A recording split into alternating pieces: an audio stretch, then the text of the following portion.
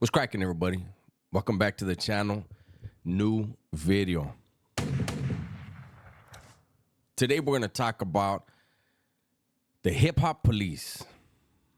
Hip-hop police. So,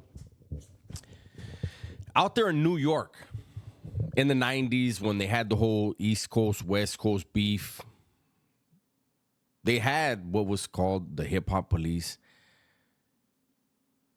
Both Bad Boy and Death Row had the feds chasing them around. I'm sure they were chasing other people around too, but you know, it was a different era. You know, and no one over here on the West Coast since then has really thought of it, right? It's nothing. You know, hip hop isn't the way it was. It's not the whole coast to coast beef now. You know, well, I'm here to tell you that you'd be a damn fool to think that, anybody that's in the industry. I'm going to tell you why. With social media, there's a lot of law enforcement agencies that don't even have task force anymore. Unless it's for like a certain thing, I'm sure they do, right? Obviously, we've seen some stuff recently. But see, these new age hip hop dudes and these new age gangbangers, they love the camera. They love clout. They like making faces and thinking people are gonna think that means they're really tough and shit, right? And so they give up all the drawings. They go on and they pull out guns and you know and I always trip out when I hear people talk about, you know, they're gonna go do this, they're gonna go do that, and they're showing guns. And it reminds me of that Dre line. People running around with guns like I ain't got none. I always think of that. Like, so the other guy is being quiet, like, okay, he's strapped up, like, okay, well, run it.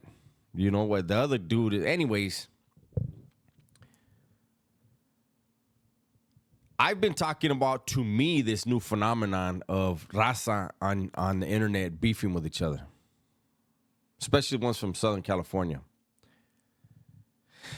I just saw something where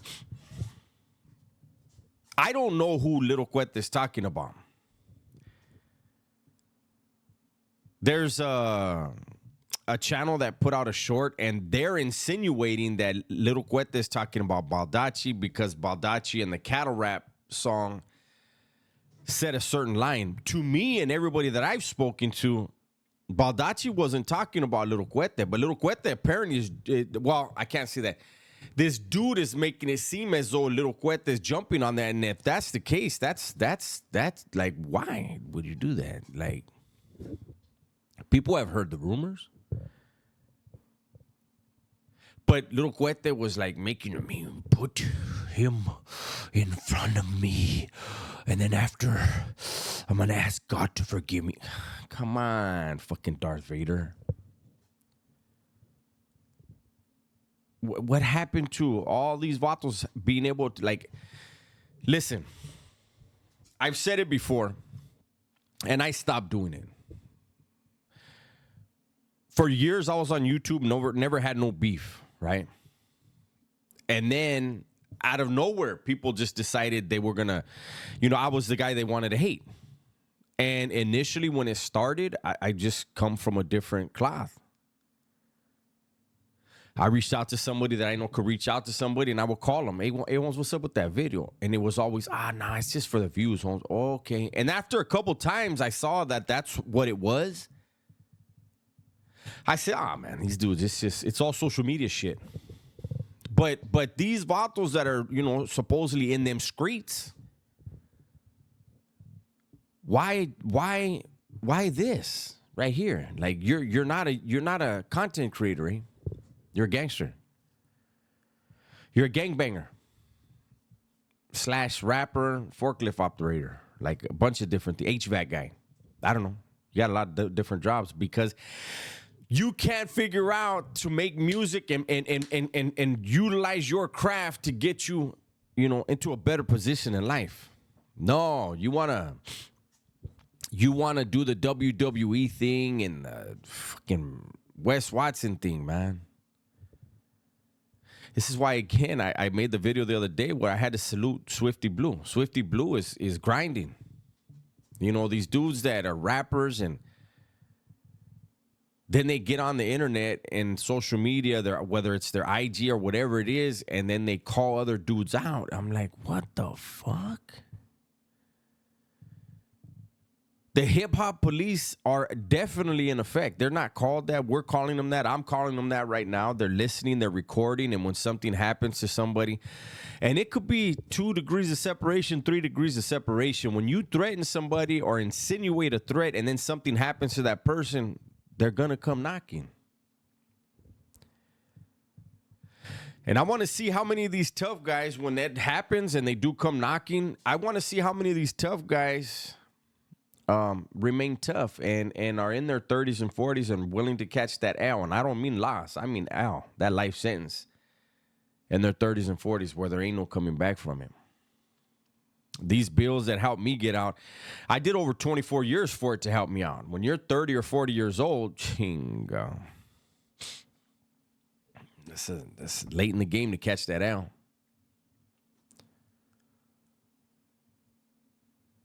I don't know. I see it's not going to change, though. It's not going to change. You know, there's going to be guys that are, you know, I don't know. Like, no disrespect, but I'm just commenting on what people put out there. Little Cuete, when you made that video and you were, like, emphasizing, like, stopping, like there was a period, you put grammar in your speech. You didn't look at it and think, fuck, I kind of look stupid. Because you kind of look stupid, eh? I don't know anything about you, but I know that video was like, listen, when anybody, free game, if you're going to threaten somebody and you feel like it has to be done on social media for whatever reason, talk the way you normally talk, Holmes. Because, you know, the threat and then the mean face, like all that shit, like, people laugh, eh? People are going to make a meme out of it. Nobody's going to be like, oh, my God, this motherfucker's mean, eh? Nobody does that, eh? Especially somebody who's really in the streets. I don't know that people take too seriously these rappers that have been, like, in their songs, they're the hardest gang member when they were gang banging before they got in the studio. Before they got in the studio, key. That's key. Remember that part. Before they got in the studio, they were wrecking shit. But then we got to look at their catalog, right? They're 33, 34 years old, and they've been rapping for 15 years.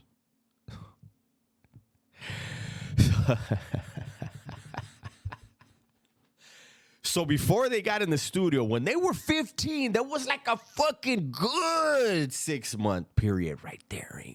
Where they fucking pulled a gun out on somebody. Eh? Said, yo, and it was fucking serious as fuck. They did that. They pulled that gun out, Holmes, and they were gonna use it, but then this beat got in their head.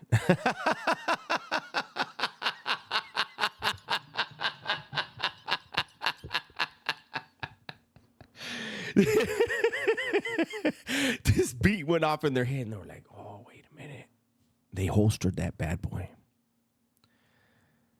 And they got in the lab, and they've been making music ever since. Chasing the dream and talking shit on the internet. And I'm not identifying or specifying a specific person. I'm trying to show how, like, dudes that have really lived that life are going to look at dudes that are rapping and getting on social media and threatening people. If you're really upset, man, call behind the scenes. Hey, make that call. Hey, Holmes, what's up with that? And, you know, it'll be whatever it'll be, but it just won't look as bad as things look now. It won't give the hip-hop police the suspects. You know, they probably put on their wall. You know how in the movies they have the picture wall and shit? You know, and so they put them side by side, and there's one side it says suspect, question mark, and the other one it says victim, question mark. And they just interchange them.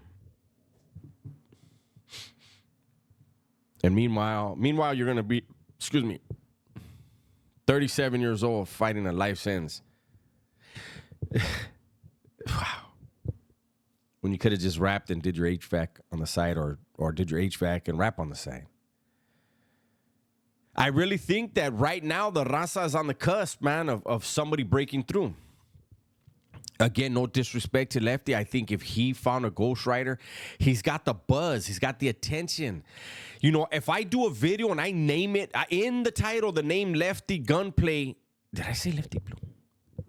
Lefty Gunplay, if I put his name in the title, it's going to generate views. That's why Whack 100 keeps saying his name. It generates views. So you got him with the spotlight on him. You got Swifty Blue, who's putting out some great music, man. Love it or hate it, he's putting out great music. Whoever has the skills that he called out and responds, the two of you guys are going to make some money. Straight up. And then just keep it on the music. You don't need to be dissing each other. Like, you guys are in the same city, same county. It's good for hip-hop. It is hip-hop. Hip-hop is a sport. Anyways, that's my video for today, man. Hopefully you guys enjoyed it. I'll probably be putting out another video today on this channel. I don't know. We'll see how this goes. But everybody, please be safe, be smart, and tell the ones you love that you love them, man. I'm out of here.